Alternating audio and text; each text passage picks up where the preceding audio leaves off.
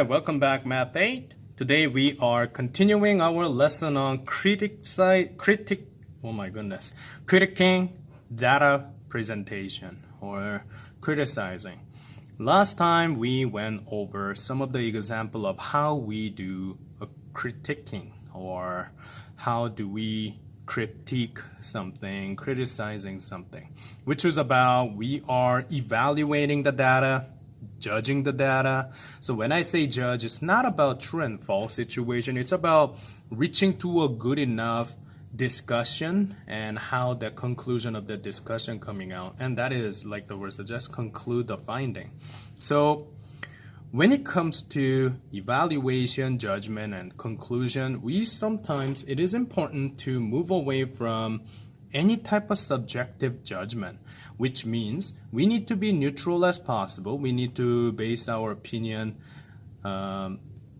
we need to put our opinion based on the evidence. So numeric evidence. And at the same time, we gotta avoid any factors that let us choose or explain using subjective opinion. So we didn't have time of going through this example, so let's get things started.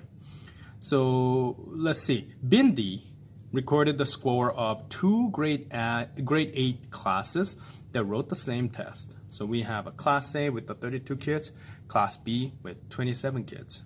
And we have a data given over here. The first question asks you, why do you think Bindi used two circle graph to display? B, are the graph misleading? C, state two conclusions that you can make based on the graph.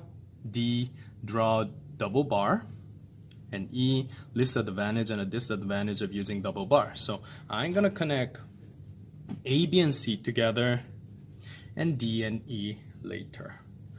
When it comes to this part, it does play a huge role. So I have entire page on the next page solely dedicated for that part. And I may put about 1/3 of this booklet horizontally so that A, B, C can be answered up there.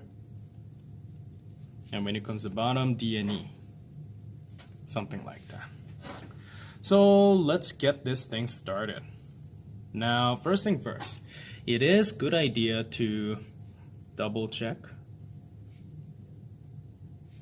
values / data. What I mean by that is we have a circle graph, so that means we have rounded value when it comes to a percentage. So we are going to go through each of them.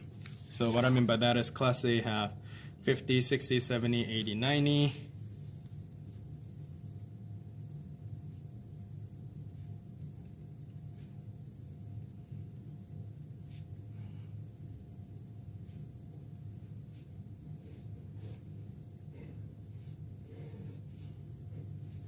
So we are doing a quick calculation. Good idea to have your calculator ready. In my case, I'm gonna use the one that is on my computer in front of me, which you cannot see, but I'm gonna go through that. So class A, the total was 32 students. So what I do, like what we recently did,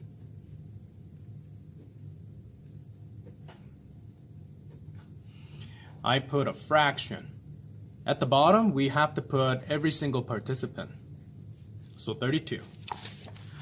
Each of them has, let me memorize, 3, 5, 13, 7. 3, 5, 13, 7, and 4. Yes, it was.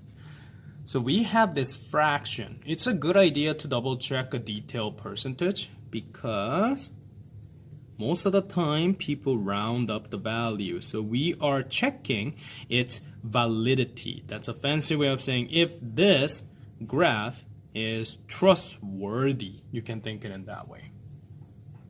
So let's punch these numbers in. 3 over 32 multiplied by 100 give you 9.375%. So as you may notice, I'm putting every single thing.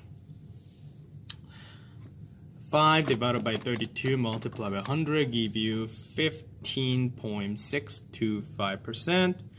13 over 32 give you 40.625. 21.875.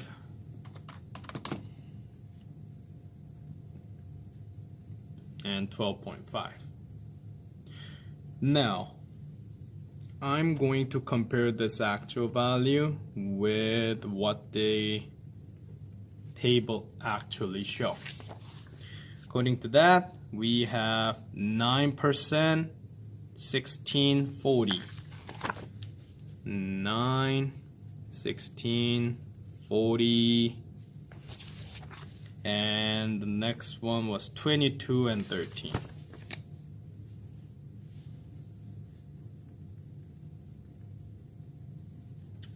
Now let's go through some of those areas that and everything. Let's just quickly double check using our calculator. It does make up 100%. Now we have a little conflict though. Gonna pick a different color.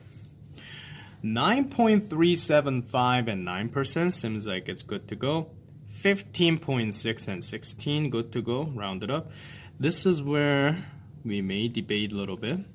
Technically 40.6 is closer to 41, but we have this as a 40, and the reason for that is because if it's 41%, it's gonna affect our total value and make that into 101%. So it seems like there's a little sacrifice happen for the 70 category for the Class A. This is one of the reasons why I wanted to go through some of those data and statistic result before we answering those questions. Let's do the same thing for Class B.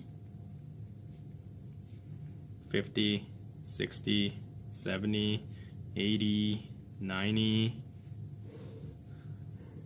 And I believe the class number for that was a little smaller. It was out of 27.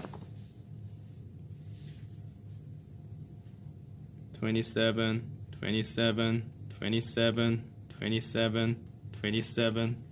And we have 2, 3, 8, 13, 2, 3, 8, 13, and 1. Multiply by 100, 100, 100. You got it.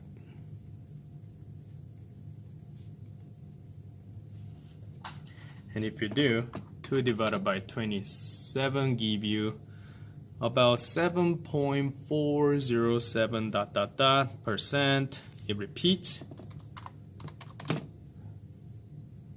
11.1111.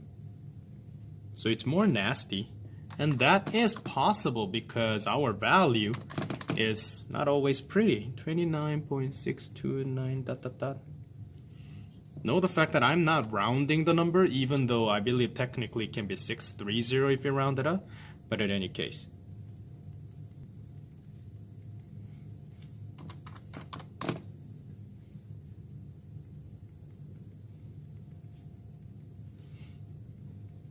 And if I compare these value with Class B example, let's see, 7, 11, 30, 7, 11, 30, 48, 4.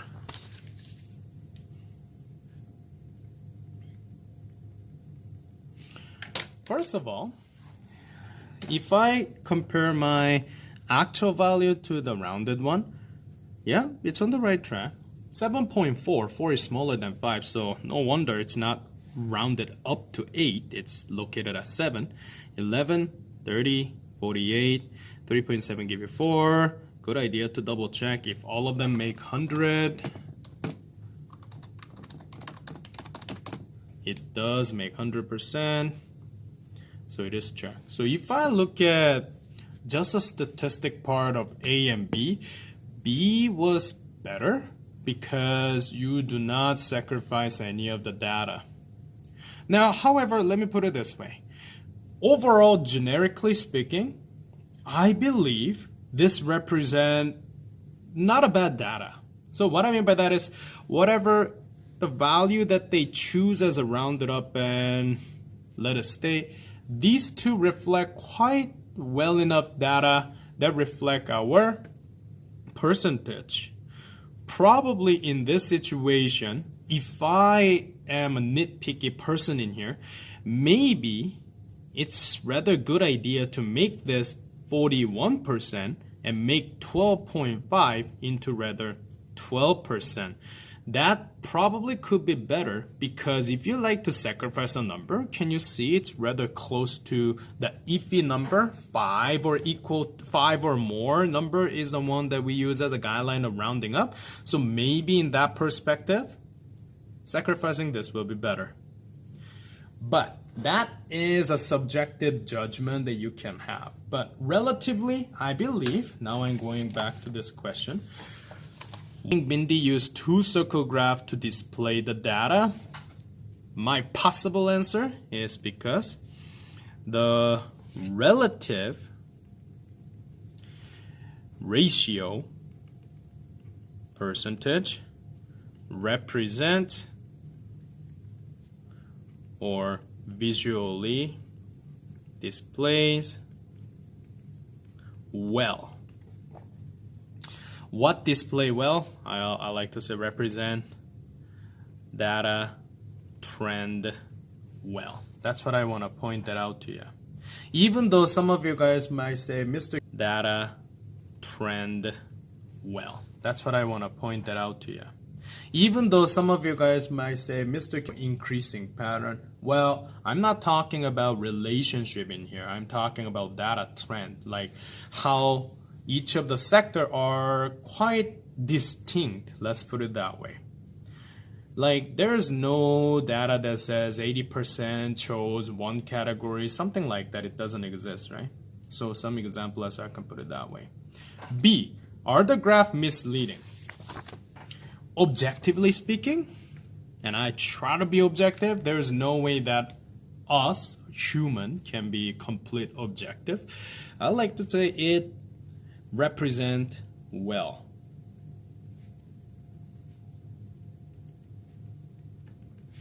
Why? Is because, first of all, like I mentioned, all of those actual data and rounded up data are reasonable. So one of the reasons is reasonable ratio percentage. Another part that I can think of is what is that? Let's see. Comparison is also easy.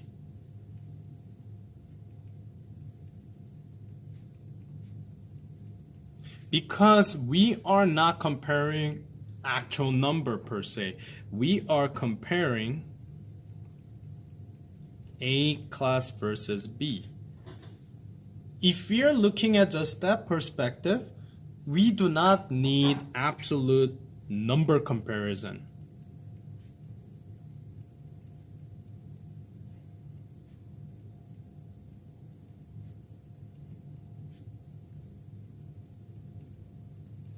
It's kind of like you're just interested in who's the winner, who's the loser. Like for example, Mr. McGuire's Leeds United, that's a loser team compared to my team Tottenham. Something like that. Losers will be loser. No, please don't say that to him. But in any case, that's something that you may want to have it in your mind. C. This question is asking, state two conclusions that you can make based on the graph. So let's think about this. What can be a good comparison? Well, several sectors you can focus, but one thing that I want to focus is 80% to 89%, and what is this? 60% and 60 to 69% range students. I can compare this category 1 and 1 and 2 and 2 most of the time. The reason being is there is a distinct difference that happen.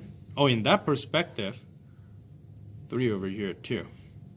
if I look at it, the standard of excellence, which is above 80% or more, 22 plus 13, that's about 35%. On the other hand, when I look at standard of excellence for class B, 48 and 4, that give you 52%. So even though those two portions seems like big part, we have a lot of proportion that come out from a standard of excellence for class B. So one of the conclusion that I can make is standard of excellence, which is 80% or more. Standard of excellence students are more in class B. Student proportion, I guess. Sorry, I'm kind of fixing my grammar. Let me just double check. Standard of excellence, student proportion is more in class B. There you go. So that's a fancy way of saying we may have more smart cookie. We may have more student who's diligent at studying in class B. On the other hand, if I look at the student who barely passed, something like that, 9%, 7%, 50s to 59, they're similar. But when I look at 60s region, we have class A more, and then 70s to 79, we have also class A more. So I like to say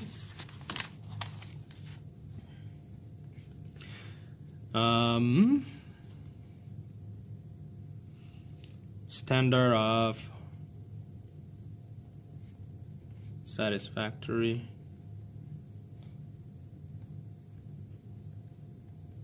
let's say actually 60%, 79% student proportion is more in class B. I mean A. There you go. That tells us that maybe we need to focus, if you are the teacher, maybe you need to focus on teaching and one-on-one help session for class A compared to class B. Maybe class B, we can do more creative projects, something like that, compared to a class A, who really need to work on the foundation. So these are an example. Now let's do a D&E. D&E asks us to make a bar graph. So you know what? Why don't we do it? We have a bar, x-axis and y-axis. Y-axis, actually let's do x so that I don't have to move all the time. 50 to 60 can be located here. I'm gonna make 2 because it's a double bar graph. 60s to 69, 70 to 79, 80 to 89, 90 or more. Something like that. This is my x-axis value, which is, what can I say, test scores.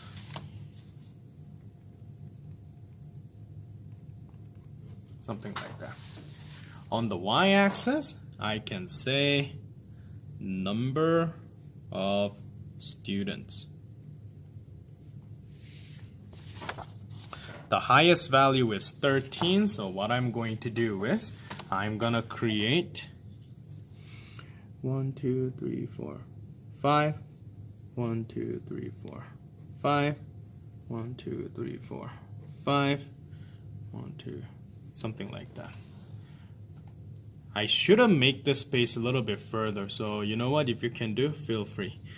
5, 10, 15. Sorry, my drawing is pretty bad, but what I'm going to do is green color is class A, pink or red color is class B, something like that. You can have a little legend.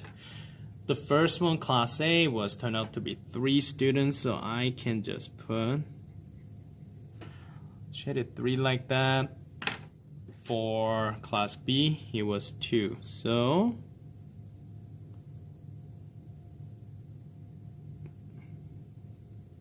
something like that. Make sure that the thickness should be evenly distributed for A and B, right? You remember we did the last class that don't make one side fatter because that give you more emphasis.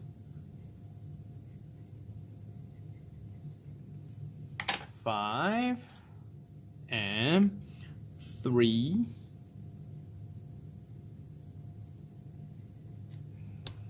Trying to do my best, so please understand. 13 for the 70s. That's all the way to 11, 12, 13.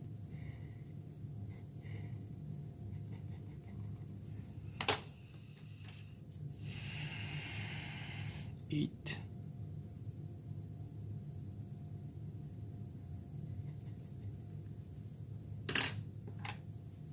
80 and 90. 7.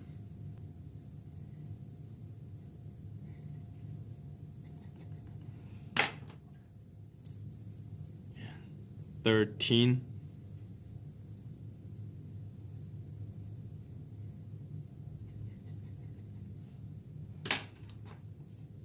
90 and that's 4. Sorry, my eyes are pretty bad. And that's actually a problem that it's almost answered for the last question. What is the advantage and distinct disadvantage? So 1. And don't forget the title. The title of is test. What was it? Test scores and test score of 2 grade 8 classes. So